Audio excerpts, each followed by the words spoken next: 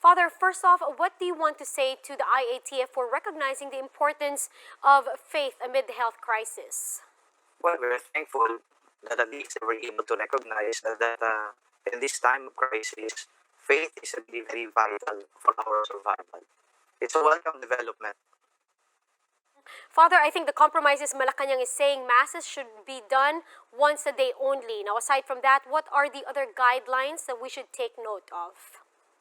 Well, it's the IATF who actually underline the guidelines. So we don't have to put all these people outside. We need to say that we don't want to allow people outside, congregating outside. So those who are going to enter our churches should only be for 10% capacity of the church itself. And then all the other health protocols should be in place. So these are the things that the church should be mindful about. Father, as Holy Week draws near, will there be any differences in COVID-19 protocols placed in churches? Well, it's the same as last year. We adhere to the health protocols that are already in place. And then we are going to intensify our campaign for our faithful, for our parishioners to be more disciplined. Because even if we want to allow them to enter our churches, but we cannot just do so because it's only 10% of the church's capacity that the IATF is allowing. Father, the Interior Department has tapped police and barangay officers to implement the protocols. In what way can they help? Well, perhaps the police and the barangay officials will be manning the streets because it's very clear in the IATF guidelines that people should not be attending masses in the streets. So the IATF is only allowing parishioners to be inside the church, and that once these parishioners are already inside the church, it's our responsibility as churchmen to be able to maintain discipline. So there will be physical distancing, and then there will also be all these disinfectants, alcohols that will be used in order to wash their hands, disinfect their hands, especially when they receive communion.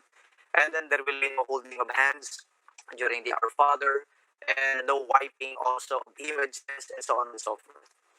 Father Secillano, how's the vaccine confidence among church leaders?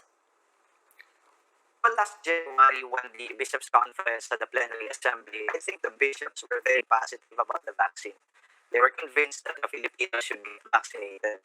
Well, of course, the technical aspect of it, we have limited the knowledge because I think it's the experts who should be able to convince the people about the efficacy and then about the usefulness, about the safety of the vaccine itself.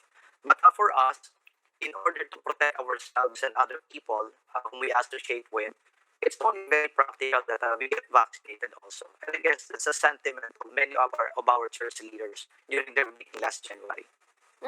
Finally, Father, what can you advise to all the Catholic faithfuls out there who don't know yet what to do this Holy Week given the restrictions?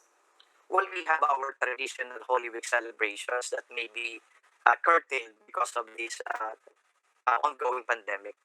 But then again, the most important thing for you is to have a prayerful disposition. So you pray unceasingly, and then if you cannot go out of the house because you are considered to be an upper, unauthorized person outside the residence, attend all our liturgical celebrations through the social media platforms that we make available also for you. And then, of course, be together with your family. You can have all these virtual traditions that we usually do. Visita Iglesia can be done virtually. Then Way of the Cross can also be done virtually. And then recollections are also available. You can attend recollections while browsing their Facebook. I'm pretty sure that they will encounter so many of these recollections going on. And they can just choose the priest or the speaker whom they like. And then, of course, during the masses that the priest will celebrate, if you are in the bubble, be in your homes, attend to these masses.